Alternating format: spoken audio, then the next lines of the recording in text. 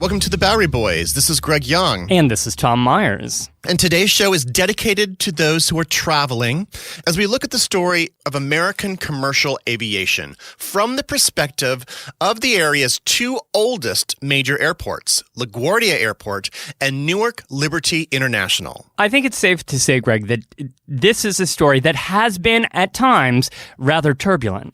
Prepare for a host of airline-related puns in this show. That we will not overdo it. But today's show will be filled, actually, with daredevils and with high-stakes contests and with cheering spectators and with airport intrigue.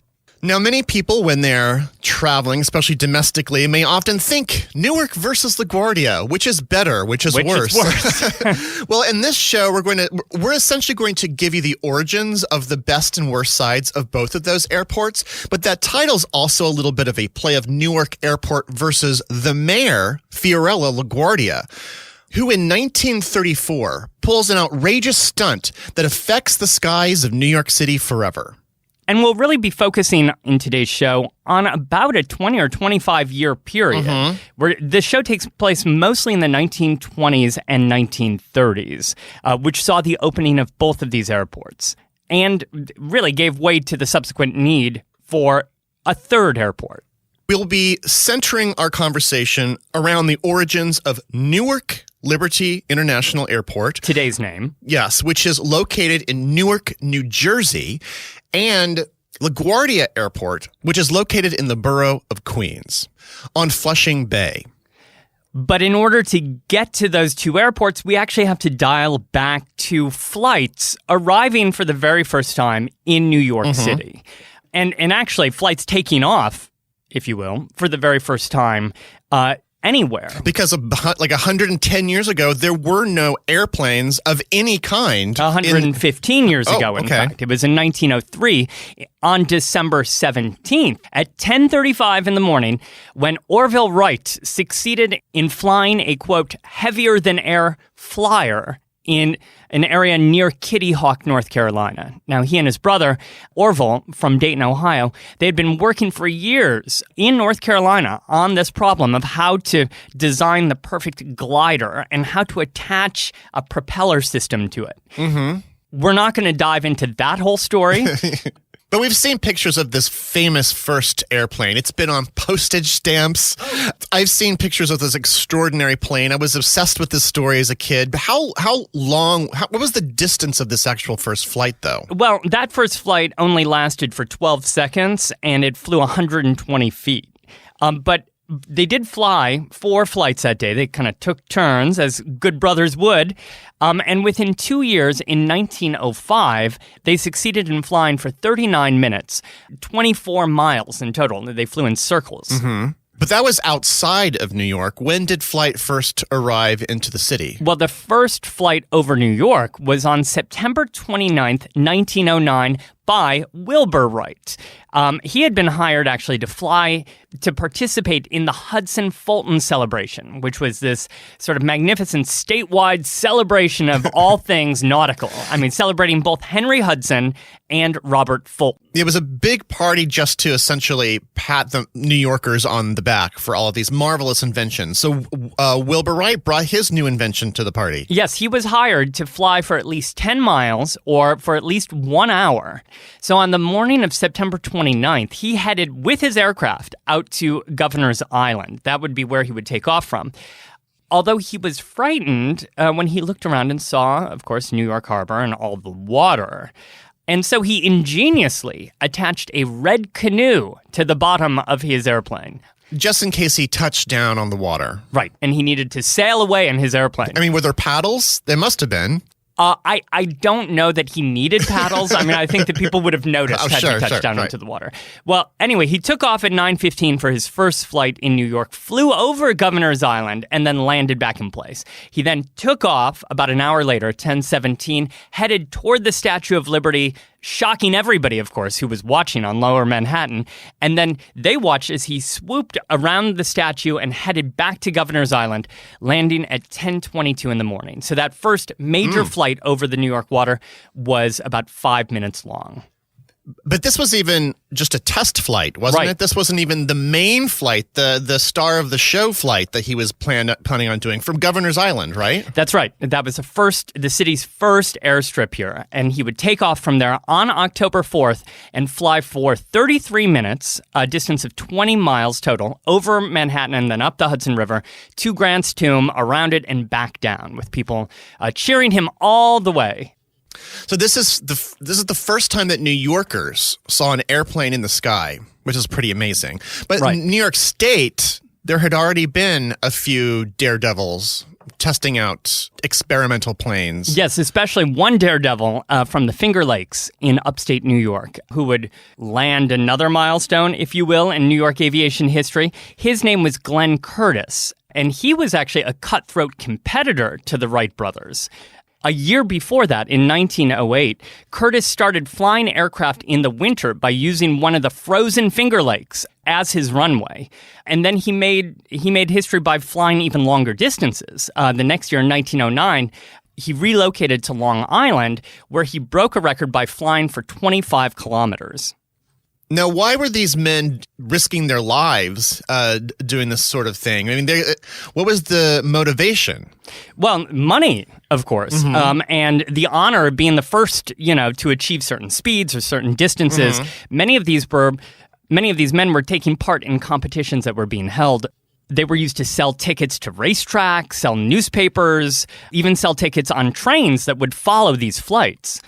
On May 29th, 1910, Curtiss flew his Albany Flyer between Albany and New York in what was actually considered to be the very first long-distance flight of 137 miles. And he won, for that competition, a $10,000 prize offered by publisher Joseph Pulitzer. So like the first game show of the skies. I mean, we'd be so into it. But where did he land? Was it over here also on Governor's Island in New York Harbor? Well, he was headed for Governor's Island, but he didn't have enough fuel, and he was allowed a couple touchdowns along the way to refuel. So he actually landed in Inwood on the property owned by the family of the financier William Isham. They were just at home taking it easy, when all of a sudden an airplane landed in their yard. He needed fuel. They gave it to him. He was technically at that point inside the city limits, so he had already won the competition, but he really wanted to make it to Governor's Island. So he kept going, called the newspapers before he reboarded to tell them he was still on his way. Sure. And then he took off again for his final destination. But another place he could have landed would have been back out where he was based, out in Long Island, in Hempstead Plains in Nassau County, not very far from the New York City border. This was a large, flat field that was being used increasingly by these daredevils and to hold events. It was a prairie, and it was perfect for flying. And it was from this field that Curtiss would actually start teaching others how to fly. And is probably the most famous early airfield of these days, of the teens and 20s. Right, like the Governor's Island one was a little more temporary, but this one really took hold. I love how aviation history here so far is basically being fueled by daredevils, by stuntmen. They're like superheroes. Right, because nobody else, you and I could not have done this at the time. So we were just like in awe of this man who was up in this machine. In October of 1910, the second International Aviation Meet was held out at the Belmont Racetrack near Hempstead Plains. This was a huge deal and actually attracted some of the people we've just talked about. It attracted the Wright brothers and other American and French and British pilots and drew thousands of spectators. There had been other events that year in LA and then in Boston, but this was notable because about 24 of the world's best pilots participated here in Long Island. And it didn't hurt that they were offering $75,000 in cash prizes. Wow. The big event was held on October 30th, which was a race from the track over New York Harbor and to the Statue of Liberty, circling it and then heading back. Maybe 1 million New Yorkers witnessed some part of this event, and tens of thousands packed into the racetrack to watch them take off and land. Imagine if you're taking a ferry from Staten Island and you look overhead and you're just on your way to work or whatever, and you're looking overhead and there's all of these flying devices. Right, that's racing incredible. each other. Well, the winner was an American pilot named John Moisant, who made that trip in 34 minutes and 38 seconds. He was beloved by the crowds, for one thing, because he flew with his trusted co-pilot, his cat, named Mademoiselle Fifi. But I guess long story short here, this event or these competitions would establish Hempstead Plains as the place for aircraft. Right, the Hempstead Plains Aerodrome as the premier area airport, we would say today. Moisant's brother Alfred would create a school there and teach others to fly. One of his students, Harriet Quimby, would be the first woman to be a licensed pilot in the United States in 1911. But I imagine the fun and games here would change drastically once we get to World War I. Right. The war would change aviation history, of course, leading it to new technical advancements, which would eventually make commercial aviation possible and train thousands of new pilots who, once the war was over, would be able to work in commercial aviation. Hempstead Plains itself was used for military training purposes during the war. And one of the service members who was trained here was actually President Teddy Roosevelt's son, Quentin. Having been trained here, he headed to France, where in 1918, Quentin died in aerial combat. And the next year, the field was renamed in his honor, Roosevelt Field. So it's named for the former president, Theodore Roosevelt's son, Quentin, who is, by the way, the only son of a U.S. president to ever die in combat. And so after the war here, Roosevelt Field would be the central airstrip pretty much for the Northeast. Yeah, and the important things would happen here, including Charles Lindbergh, who would take off from here in his Spirit of St. Louis airplane in 1927, bound for Paris in a 33-hour flight that goes down in history as the first nonstop flight to mainland Europe, and also the first solo flight from the U.S. to Europe. And this is one of the most storied events in the 1920s, but I just want to put this out there because I'm setting this up. This is not within the border of New York City. It's just... But it's close. It's very close, but that's true. New York City at this point doesn't really have an airfield to compete with this. Roosevelt Field would remain a busy civilian airport during the 1930s. It would be then used again for military purposes during World War II and continue to operate until 1951, when much of it was sold off and redeveloped into a shopping mall, which was designed by I.M. Pei and opened in 1956. And it's still open today. Oh, yeah. I've bought some sneakers there. Were you aware of where you were buying those sneakers? Yeah, I did. I went there specifically for that reason. Of course, it was a historical mall. But back to the 1920s, we need to underscore that the kind of flying that was happening was largely by daredevils or by those in military training. Right. The birth of commercial flight, meaning like you and I could buy a ticket and be a passenger on a plane to get somewhere, that kind of flight. The birth of that actually begins with the mail.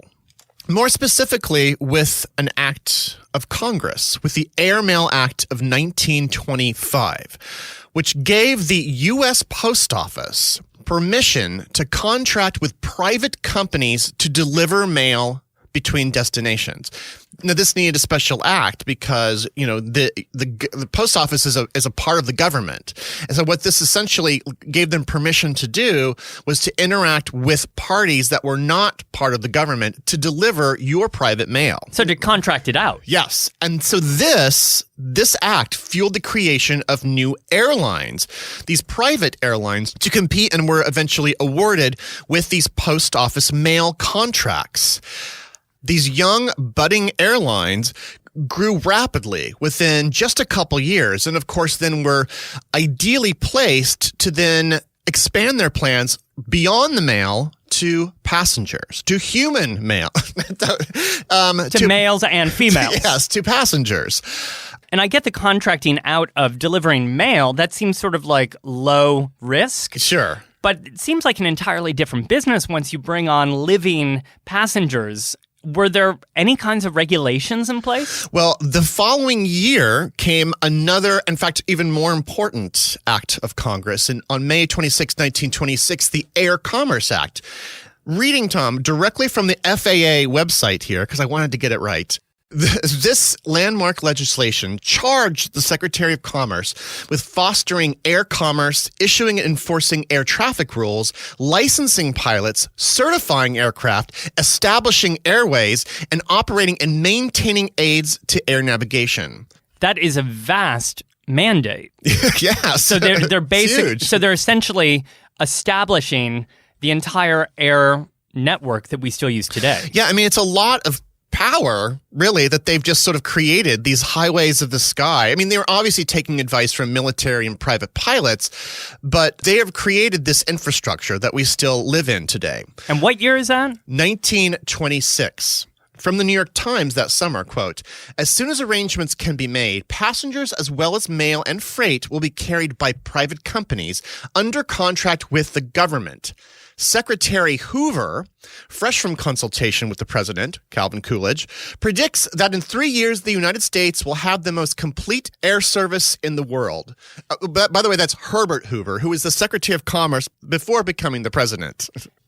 Okay, so that sets up the airlines, Yes. and now we have government regulation to sort of like set up the whole system Right, the of routes. airways. Uh-huh. Now we just need airports for them to take off and land in. Right, because we even have the pilots and some degree of airplanes. Right, because of World War I, we have all these men who are trained to run these devices. So New York City does not have a great system of, there's like minor, like small airstrips here or there, but their biggest airport is the aforementioned Roosevelt Field. Which wasn't even in New York City. Right. Yeah, it was in Garden City, technically. Right, nobody was going to buy a ticket from Garden City to Chicago. New York was at a serious disadvantage here. And the U.S. government knew this. You know, New York needed to seriously upgrade. And so in 1927, Hoover, who was still Secretary of Commerce, created a government committee to look into developing airports for the New York City area. Wait, the federal government was determining where this airport should be? Yeah, because they had the authorization under this sweeping Air Commerce Act. So they were stepping in to assist New York in identifying a place. In fact, they came up with a list of several possible places for growth for new airports all through the New York City region, including a couple in New Jersey, a few places in Queens, and then just to play an interesting game of what if, here's a couple more that were sort of identified as possible sites for airports, including the Bronx by Eastchester Creek. That site, by the way, it would not be developed because of the Great Depression. And by the way, the Great Depression hangs upon everything that we're going to be talking about going forward. But the site just a few decades later would be developed into the amusement park Freedomland USA. Oh, right. You have a whole podcast about Freedomland. It's an old show, an oldie but goodie, but Freedomland USA, and of course that a few years later from that is Co-op City. So that would have been an airport. But then even more incredibly, back in the late 20s, they still thought that perhaps you could develop airstrips atop buildings. There were even some early plans to build a airstrip on a 5-story building on the border between Carroll Gardens and Red Hook at Columbia Street and Hamilton Avenue. Wow. They were going to put an airport on top of a building. They quickly realized that was kind of a limiting. headache. Yes. Now, meanwhile, while New York is, agonizing over this, over in New Jersey, there was a thriving city with a growing population, and that was Newark, New Jersey. Between 1900 and 1920, the population of Newark doubled, so that in the 1920s, it had 500,000 people that lived there. It was the 18th largest city in the country. Just in comparison today, it's the 70th largest city. Wow. And now, Newark has had a lot of problems in the 20th century, but none of those made an appearance in the 1920s. It was a hot, developing city. And a city that's growing so rapidly that they developed their own airport. Yeah, of course they needed one in a city that size. So on October 1st, 1928, Newark Municipal Airport opened upon 68 acres of marshland near Newark Bay. And it was created using 2.5 million cubic yards of wet and dry landfill during its construction. Because you said it was developed on a bay. It was on the bay, yes. New York City was still scrambling around when the following year, 1929, in February, the U.S. government declares Newark, New Jersey, the official airmail port of the New York City region. Ooh, that sounds like a diss. Why would they? Why would they choose Newark for that mail route? Well, it was simply the airport that could handle the most traffic at that time in history, because it was a brand new airport. Newark was doing fine, and New York City wasn't quite getting its act together. These various other locations. So Newark then, because of this, gets a huge upgrade. And so over the next few years, 3 new administration buildings with great Art Deco murals by Arshile Gorky were constructed and were dedicated in 1935 by no less than Amelia Earhart. Wow. But to be clear here, by the early 1930s, Newark Airport is handling mostly mail, plus somewhat limited passenger service. Right, because there's not a lot of passenger service at this time, but in the New York region, this is where you would go to catch those planes. So New York would not be outdone here. You can imagine how miffed New Yorkers were by Obviously. this. They began rolling out plans even before Newark was developed for an airport to be developed on a tiny island in Jamaica Bay called Barren Island. Now, actually, a pilot had actually built a small airfield here already in 1927, but the city identified this as a place to develop like a full-scale competitor to Newark. Another bay.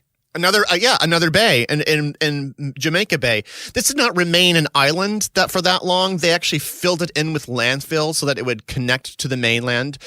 It was eventually dedicated on June 26, 1930, as Floyd Bennett Field, named for a famed aviator of the day who had reportedly flown to the North Pole back in 1926. After several more delays, it was finally opened for air traffic in spring of 1933.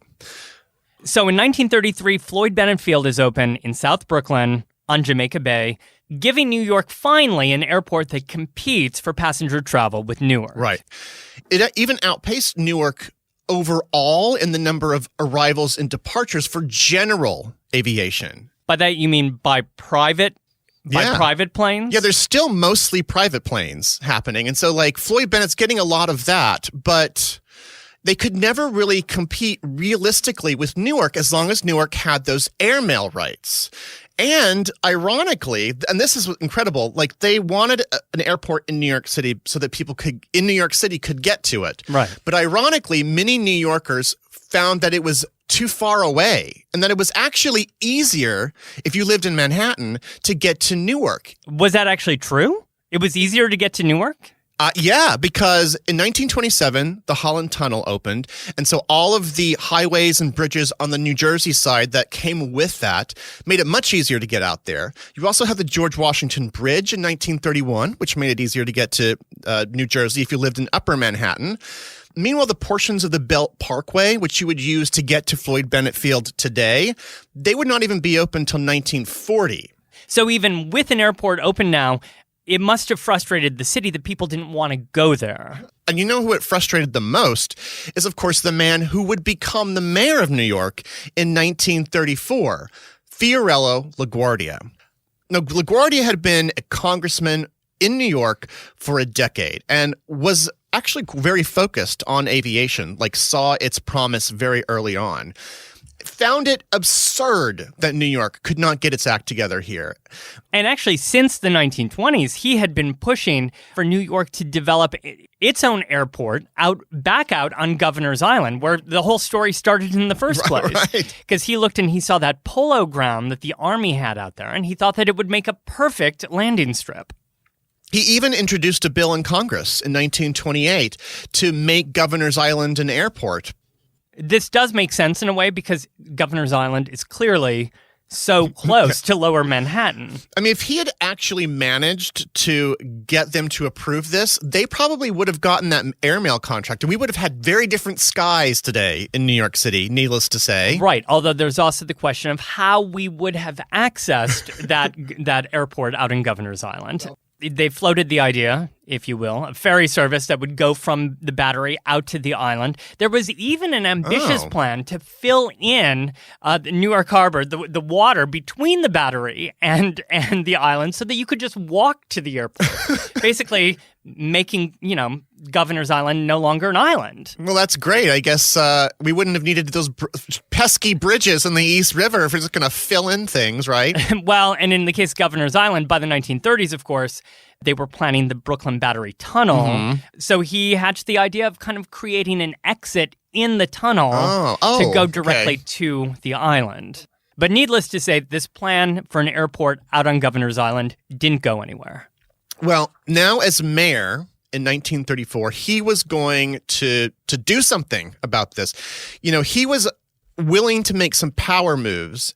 As someone who could grab headlines, decided on a very, very outrageous headline-grabbing stunt.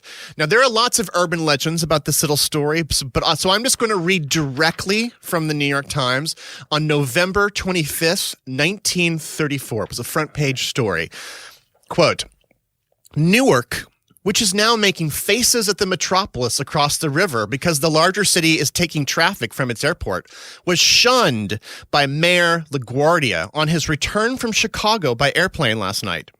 Unlike other passengers, the mayor remained in the TWA plane on its arrival at Newark Municipal Airport. While several of the others went by automobile to Manhattan, the mayor had planned to travel in the plane to New York's Municipal Airport at Floyd Bennett Field. On alighting, the mayor confirmed reports that he had refused to be deposited in Newark. My ticket says New York, he said, and that's where they brought me. He exhibited the ticket to prove his point. A considerable argument arose at Newark Airport between the officials of the field and the mayor after the plane landed there at 6:50 p.m. To the mayor's insistence that he had paid to be flown to New York, the officials responded that the point had never been raised before. Mr. LaGuardia refused to leave the plane, even to be photographed, but invited newspaper cameramen into the plane, in which he posed willingly. Finally, his technicality was conceded, and H.H. Gallup, field manager, took the controls from the pilot and flew Mr. LaGuardia to his destination. He landed in Brooklyn at 7:15 p.m. So the mayor was a smart aleck. Yes. He looked at his ticket and said, this says New York, not Newark. I'm not getting off in Newark. Until I get to New York. And so they flew him then to Floyd Bennett Field. Some might call that a sort of diva antics today, but this little stunt actually kicked off LaGuardia's request to build New York a brand new airport, and one that would compete and tower over its rival over at Newark.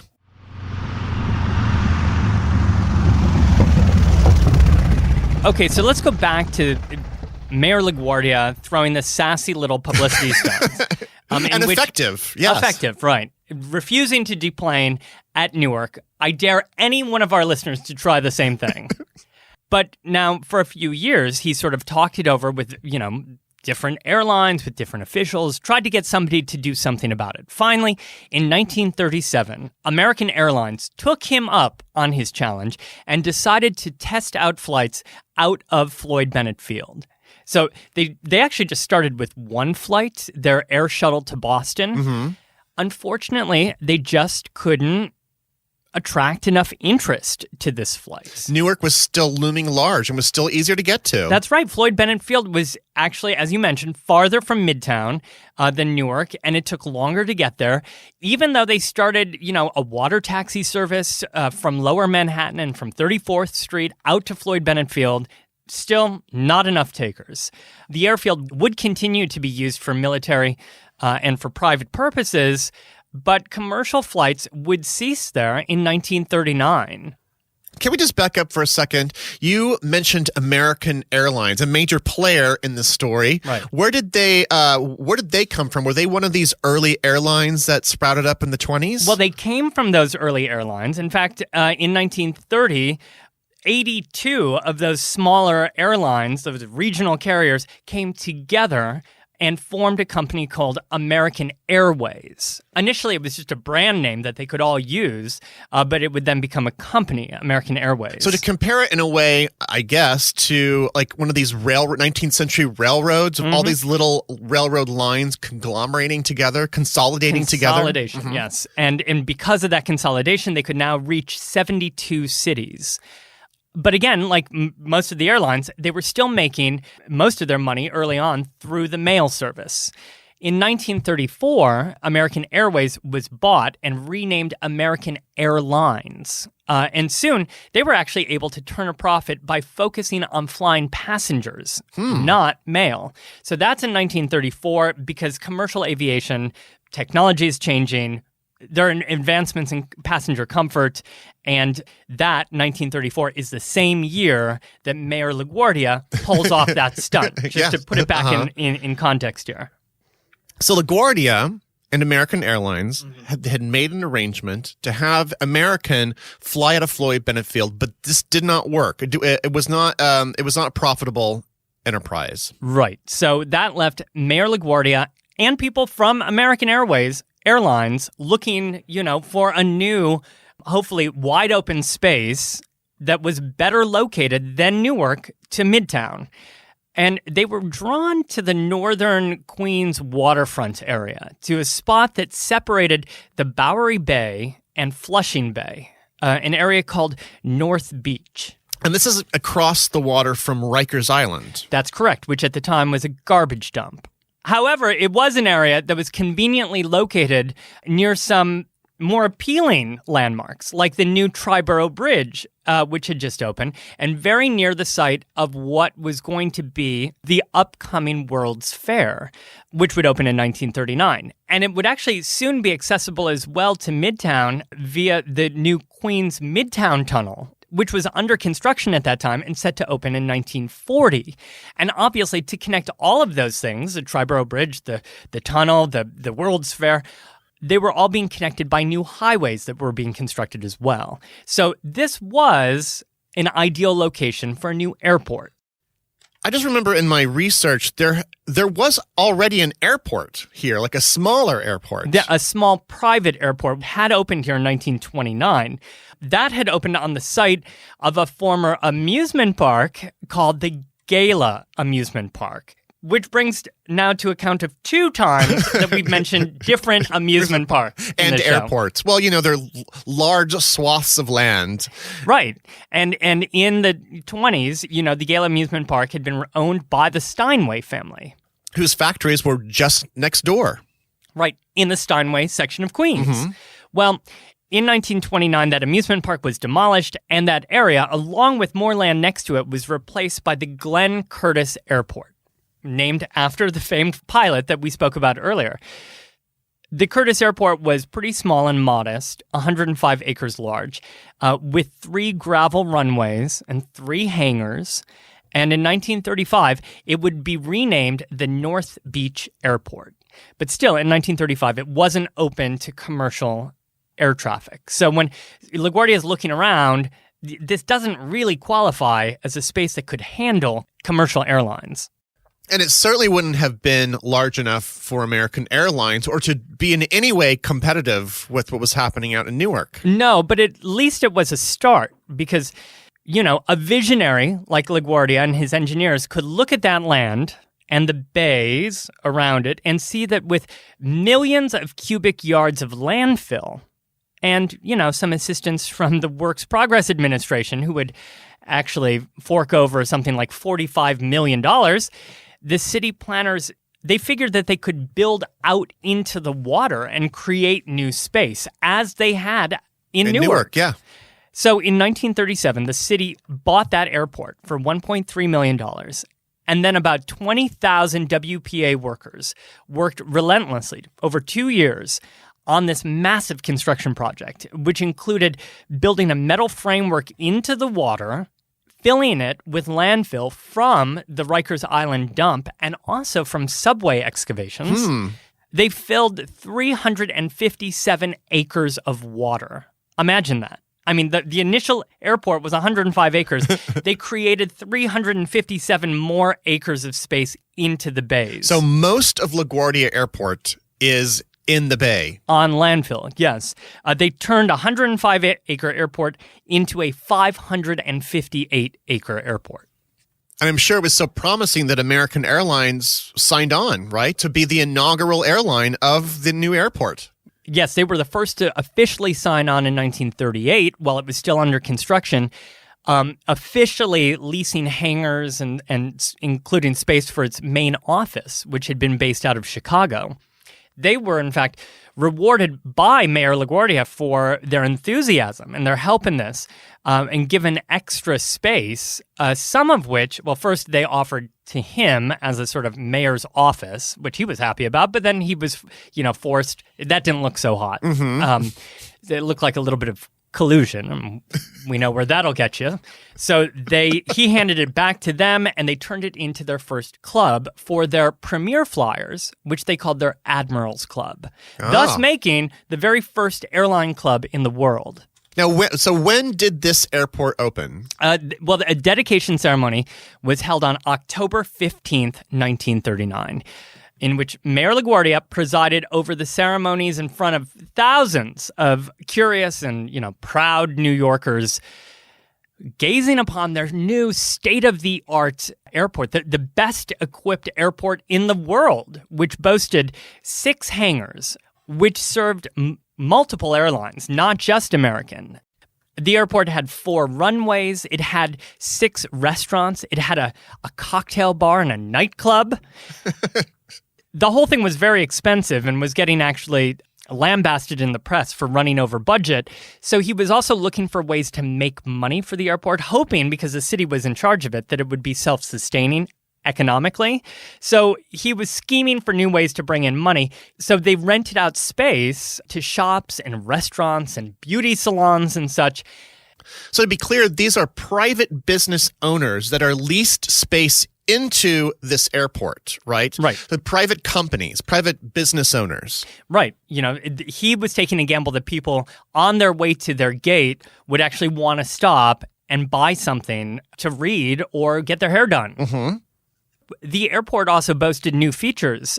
Its main terminal building, in fact, which was designed, in a gorgeous Art Deco style of the times, featured 2 levels, one for arrivals and one for departures, which was a new idea. It was a new concept for clearing up or for relieving congestion. And not just have all the passengers mingle into one space. Right, crunching up against a counter, a check-in counter. Of course, at that October 15th dedication ceremony, there was a touch of drama as a female protester interrupted the mayor's speech by parading in front of him, holding up a giant placard that read, "Newark is still the world's greatest airport." What? So there were like Newark groupies that crashed the opening of LaGuardia Airport? She obviously felt very strongly about Newark Airport. So did they actually get this open, though, in time for the World's Fair of 1939? Unfortunately, no, because the airport officially opened to commercial air traffic on December 2nd, and the World's Fair had already opened back in April. Oh. So when the World's Fair opened in April, there was no real commercial airport nearby for its attendees to use. But on December 2nd, 1939, the New York Municipal Airport opened with a huge celebration when its first arrival touchdown, a TWA flight from Chicago, touching down just after midnight on December 2nd. From that day's New York Times, LaGuardia Field begins operations. Gliding out of the cloud-banked sky over the new $40 million municipal airport at North Beach, Queens, an airliner from Chicago landed on the rain-swept runway below at 12:01 a.m. today, officially opening LaGuardia Field as the eastern terminus of 4 of the major airlines of the nation. 3,000 persons, headed by Mayor LaGuardia, after whom the airport is named, greeted the incoming transport plane from the field's apron and from the observation deck of the Land Plane Administration building. With the crowd milling about him, the mayor met the plane after it had taxied up and welcomed the airline's passengers. The first of the passengers to alight was Miss Arlene Blackburn, a radio actress. She handed the mayor a bouquet and expressed to him the gratitude of Transcontinental and Western Air, TWA, and the 3 other lines that are using the field, the American, the United, and the Canadian Colonial. "I am glad to welcome you to New York," the mayor said in reply. And Greg, I bet he was glad to welcome them to New York. Much later in the article, I just have to point out that they mention, besides Miss Blackburn, the first incoming plane carried Mrs. Clara Adams, a veteran first flight passenger and holder of the round-the-world record for scheduled air transport, and Omero Caton, who was the first to travel through the Holland and Lincoln tunnels and over the Triborough Bridge. So this is just a niche of people who are just into being the first of everything back in the day. It's amazing. And a subsequent piece in the Times, we don't have time to get into now, is all about Omero Caton and his brother Michael Caton, who called themselves Mr. First and Mr. Second because they were the first and second to use all kinds of municipal services, such as the first to put a coin in a New York City parking meter, the first to buy a token on the 8th Avenue subway, the first to skate across the rink at Rockefeller Center. I mean, they deserve their own show. Well, I'm glad that they made their flights here. So, but we're calling it New York Municipal Airport? That's the name? Well, the official name when it opened was New York Municipal Airport - LaGuardia Airfield. So they kind of called it both things. I love that there were just thousands of people here at LaGuardia, here just to watch planes arrive. Oh, and LaGuardia himself would also introduce an admission charge for people, 10 cents, to climb up to the Skywalk observation deck where they could watch planes taking off and landing. Wow, could you imagine wanting to spend time at the airport? At LaGuardia? I'd pay to stand in line at Au Bon Pain. Another building that would be added to the LaGuardia campus, if you will, was the Marine Air Terminal, which would open the next year in 1940 when Pan Am would start to fly their Boeing Clippers. These were luxury flying boats, Greg. These were boats that handled international destinations. So you could get into one of these flying boats at LaGuardia, which was docked out in the water in a pier. You'd take a pier out, climb aboard one of these double-decker flying boats, and 22 hours later, you could arrive in Lisbon. And this would be the precursor to transatlantic jet travel. It's the closest thing to it at this particular time. That's right. So they built this Marine Air Terminal, which is still standing today. It's the only original terminal that still exists. It's an Art Deco masterpiece, a large round building, and inside of it you'll find a gorgeous mural called Flight by James Brooks, which got shamefully painted over in the 1950s, but then restored about 40 years ago. So LaGuardia is open 1939, and it's a huge success here. Yes, according to Joshua Stoff, who wrote the book LaGuardia Airport, Images of Aviation, quote, considered a very large airport at the time it was built, by the late 1940s, LaGuardia became the world's busiest airport and was clearly too small for the amount of air traffic it was beginning to handle. So it's outgrowing its space, and this is only reinforced by the fact that Newark had stopped its passenger service during World War II. Newark Airport was only being used by the military at that time. Oh, so all the passenger service in the area went to LaGuardia. Right, making it just the busiest domestic and international airport in the country. But there were a couple problems here because it was locked into place. There wasn't really any room for it to grow. And that's at the same time that aviation is developing as well. Aircraft is becoming heavier. In fact, a couple years after LaGuardia had opened already, some of the runways had started to sink into the landfill, and they were flooding and cracking. LaGuardia was almost immediately becoming, surprise, surprise, outdated. Within just a couple years. So the city was looking at this airport and realizing that it was going to need some expensive modernization and redevelopment work, right?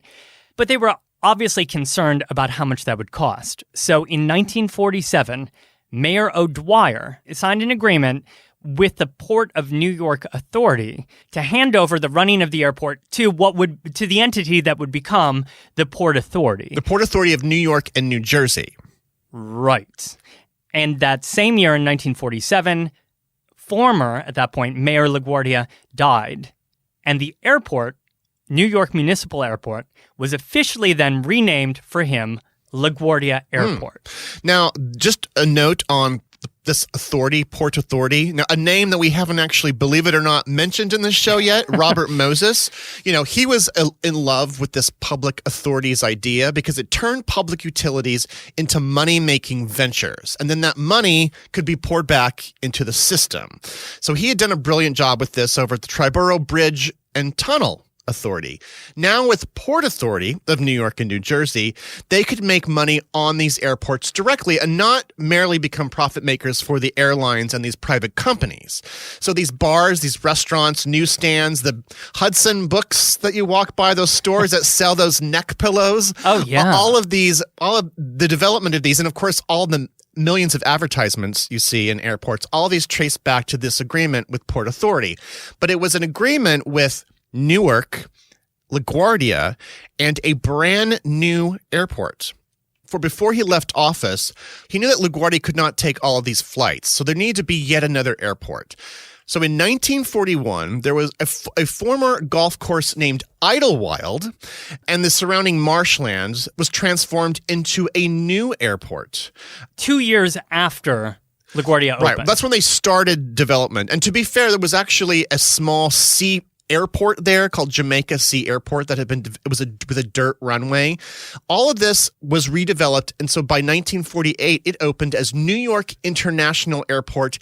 So by the 1950s then, the Port Authority is in charge of running Newark, LaGuardia, and the New York International Airport, which would then be called Idlewild. Yes, and they would continue calling it Idlewild until a few weeks after the assassination of the 35th President of the United States in 1963. So 55 years ago this year, renamed it John F. Kennedy International Airport.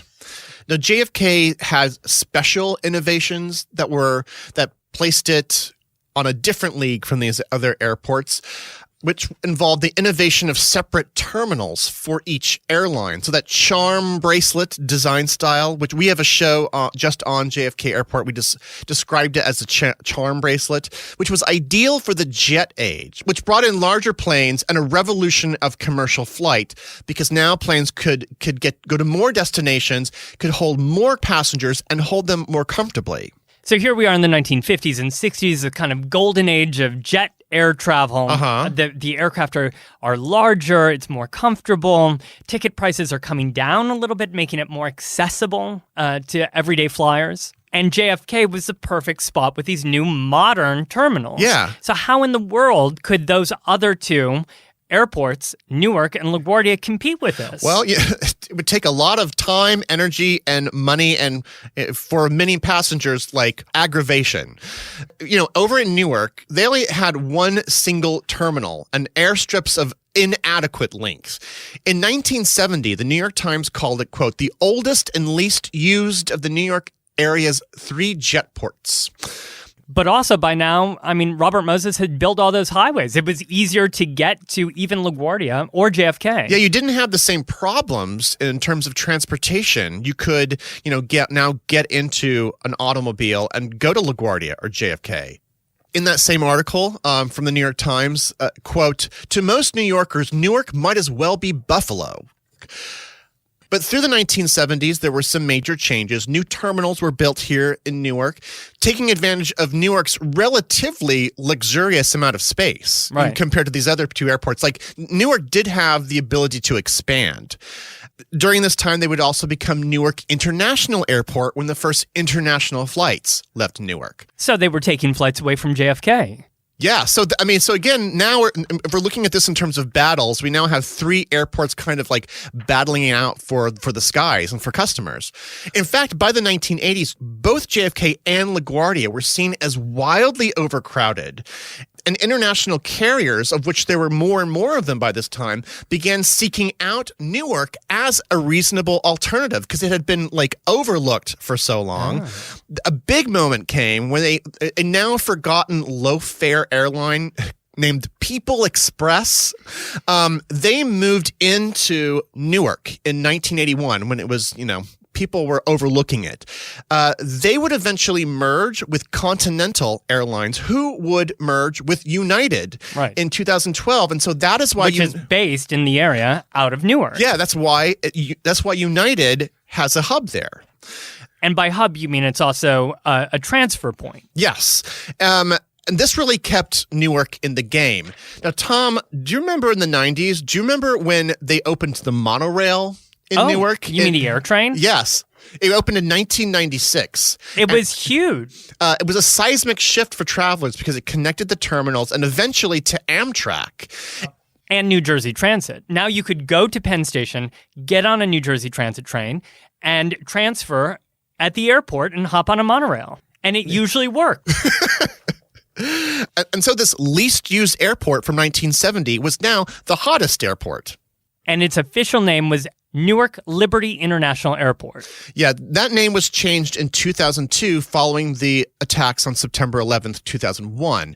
I should mention that United Airlines Flight 93, which crashed in Pennsylvania on that day, was a flight that was leaving Newark. But this does bring up another challenge to these old airports who now have to expand and modify in recent years due to security and to new customs procedures.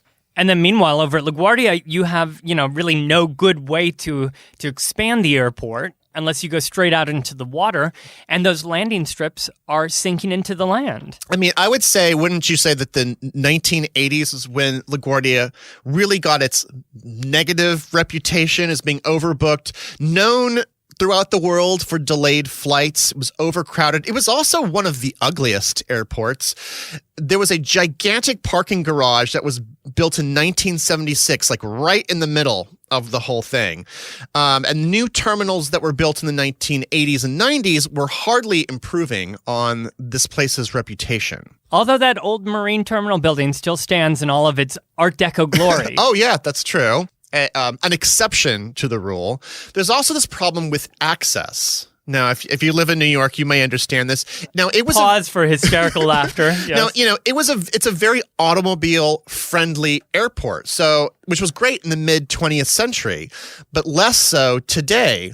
And now, with JFK and Newark having direct rail connections for mass transit, it makes LaGuardia an even less desirable choice. I mean, some of my most depressing moments as a human being were standing in a LaGuardia terminal, getting off of a flight, trying to figure out how I'm getting home. You could get off a plane and still be at the airport 2 hours later, just trying to figure out how you're getting a car and getting out of there on the holidays. Yeah, those are some grim times. Although there are a few public transportation options, but there's nothing as simple as hopping on a monorail and then a subway or a train like you can at JFK or Newark. But Tom, the future is looking bright here at LaGuardia. Oh. There is an $8 billion plan to modernize LaGuardia that's in the works that will have 72 new gates, 6 new concourses, and 2 brand new arrival and departure halls.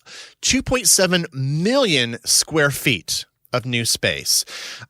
But many of these changes have already been made and many more to come in the next couple years. For images of the past and present at Newark and LaGuardia airports, visit our blog, BoweryBoysHistory.com. So thank you very much for joining us on this Tale of the Skies. Have a great New York week, whether you live here or not. See you real soon.